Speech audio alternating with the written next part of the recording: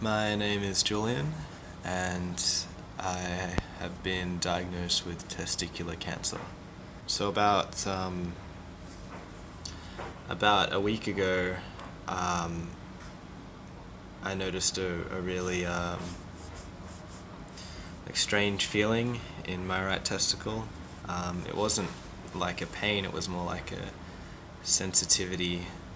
Like someone had lightly slapped you in the nuts, but constant. Also, when I stood up, it felt like kind of like this dragging sensation, like it was being pulled towards the ground. And so I almost didn't go to the GP. I almost just thought, it'll probably disappear in a little while. I mean, I never checked for any kind of lumps or tumors before, so um, so I had no idea. I was at work and it was, feeling weird, and a guy that I work with, he was just like, you should just go up. So I work in a shopping center, so there's a medical center on the floor above. So I just, took a 10-minute break and went upstairs to the medical center. The GP initially thought that I might have an infection as well, so he prescribed me a course of antibiotics, and he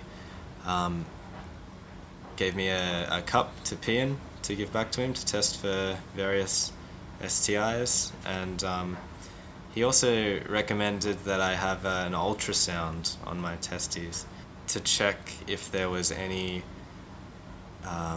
you know, if everything was okay.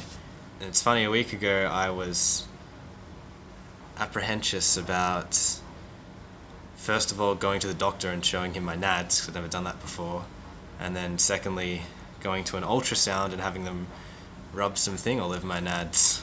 So it was a really strange experience. Basically exactly the same as an ultrasound for a baby, but on your balls. So they use the gel stuff and the weird scanning thing, and on the monitor you can see this sort of like X-ray-like image of your testicles. I didn't think much of it. I thought, because the pain, I booked the ultrasound a couple days after I initially saw the GP, and by then the pain had gone away, or not the pain, the sensation had gone away, and everything felt normal. So I thought, I was debating even going back to the GP and back to have my ultrasound at all, because I thought, well, the sensation's gone, so I must have been cured. So but I went to it anyway, just because I thought, just to check that everything was okay. The first sign that I knew that something wasn't right was when I'm not sure what the specialist was running the ultrasound thing on my testicles, and I sort of just casually said to her, does it all look okay? And she just sort of went, there's something not quite right here. And then I said, the doctor might have thought I had an infection, and I've been taking antibiotics so it doesn't hurt anymore. And she said, oh, maybe it's clearing up then. But I think she might have known that there was something else there. I was like, oh, okay, guess the infection's clearing. I was actually feeling really good. So I had to wait about 2 hours to get the films developed. I went back and got the films, and I had made an appointment to see the GP again, just to discuss my results of the ultrasound and to follow up. When I saw the GP, he asked me how I was feeling, and I said I was feeling great. I was feeling fine. The discomfort is gone, and I think whatever it was has passed. And he said, something unexpected came up in your ultrasound results. There's a mass. He said, a mass on your right testicle. And he said, this is almost always cancerous. So, in short, you probably have testicular cancer. I watched a really good movie starring Joseph Gordon-Levitt, is 50/50, which is basically tells the story of a guy who gets diagnosed, just an average guy. He's 27 years old, and he gets diagnosed with a rare cancer, which he has a 50% chance of surviving. But I just remember the scene where he gets told that he has cancer, and as soon as the doctor says cancer, his hearing just goes, like, it's all warped, and he can't hear anything. Like, it's just, everything sounds fuzzy, and there's like a high pitched noise. It's kind of exactly what it was like. Like, it was like, it didn't even feel real. It felt like it was like I was a character in a movie or something. It didn't feel like it was actually happening to me. So I asked, what's the survival rate for testicular cancer? And he said, well, the good news is that out of all the cancers to have, testicular cancer has the highest survival rate, 95% if treated early. So, I mean, that sort of helped a little bit, but I was still reeling from taking in the information that I was just diagnosed with cancer. I should mention that I've never had any major health problems before, ever, in my life. I've only ever been to hospital as a patient, like once. Nothing major. I've never broken any bones, and I actually have a really intense dislike of needles. I've always had a really strong immune system, and I've never been sick for very often. I don't have any allergies. I'm in pretty good shape. I'm not overweight or anything. So to just suddenly be diagnosed with cancer out of the blue is really, it's really strange. And it's still strange because I don't feel physically any different to when I didn't know I had cancer. Yet now I sort of have to deal with the information that I have a potentially fatal condition within me, like every second of every day. So that was pretty heavy. Almost every day it's been a test and a different sort of doctor or specialist. So I had to have a blood test for the first time, I think, ever, which was really difficult for me because I had that fear of needles. It wasn't really the fear of the pain, just the fear of the actual needle itself piercing my skin and going into my vein. That's the part that disturbs me the most. So I had to have my mum there, calming me down. I was almost hyperventilating on the bed.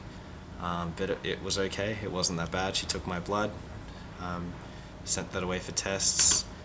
I had to go to a urologist, specializes in cancer treatment,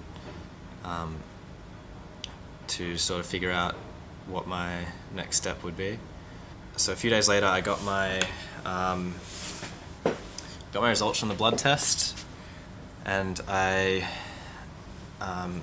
when I collected them, I asked the GP like what it was, or how my blood test results were, and he said it seems like you almost certainly have testicular cancer, something called tumor markers, which are basically an indication of whether the tumor is affecting your blood. Came back very high, so that was a bit disheartening because I was sort of holding on to the thought that maybe it was a cyst or something that wasn't cancer. The next step was to see the urologist. She examined me initially, was able to feel the mass in my right testicle, and then basically just had a quick look at my blood test results, said the tumor marker levels are very high, just like the GP, and basically straight away booked me in for surgery. That was Monday, yesterday, and my surgery is tomorrow. With testicular cancer, it's a bit different to other cancers where normally they'd do a biopsy. So they would get a sample of the tumor with a needle and examine it to find out what type of cancer it was, if it was cancer, how dangerous it was and things like that. But because of the way the testicles are designed, basically, doing a biopsy on a testicle that has potentially cancerous cells in it could just spread the cancer. So they usually just operate and remove the entire testicle to prevent any chance of it spreading. So that's what's happening to me tomorrow. So I've had to sort of come to terms with the fact that I'm having a part of my body removed tomorrow. I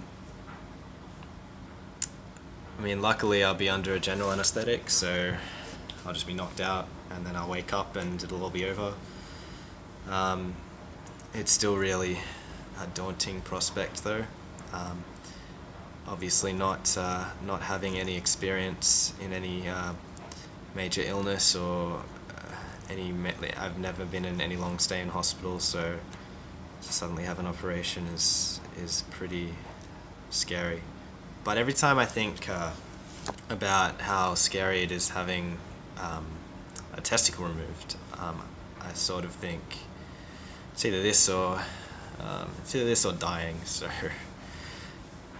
that sort of snaps me back into focus, and that I need to do this. I can't. This isn't the kind of thing you can put off or not do, because putting off or not doing it is accepting an early death, basically, an early and probably more painful death. So I'm just sort of mentally preparing myself for surgery tomorrow. I forgot to mention I also had a CT scan, which I got the results back of today. There was a bit more bad news with the CT scan as well. Obviously they don't have the whole story until they remove my testicle and sort of figure out what type of cancer I have and where it's spread to, but they can sort of tell from a CT scan where the cancer is affecting or whether it's stuck to the one area, and it looks like it's affecting both my lymph nodes and my lungs, which sounds really awful, but it's actually still treatable. It just means that chemotherapy is what is definitely going to be happening after surgery rather than a possibility before. But I mean, testicular cancer is one of the cancers which most people end up surviving. It's not a death sentence, get your affairs in order, get ready to die kind of thing. It's more like treat this as soon as possible so you can be cured and carry on with your life. So I'm trying to hold on to that. So I think it's important to stay positive, and with something like this, I have the type of personality where in my mind I like to obsess over things and blow everything out of proportion, but I've been trying to keep it in the sort of like frame of being just something that needs to happen, a minor procedure that needs to happen so I can continue on with my life. Not really like a big huge scary thing, because I think it's negative spirals just bring more negative energy. You just got to stay positive. I mean, you can't do anything about the cards you're dealt. So I guess I should be thankful that I haven't had to deal with anything like this up until this point, and that this is actually treatable. So I'll update with some more information after the surgery.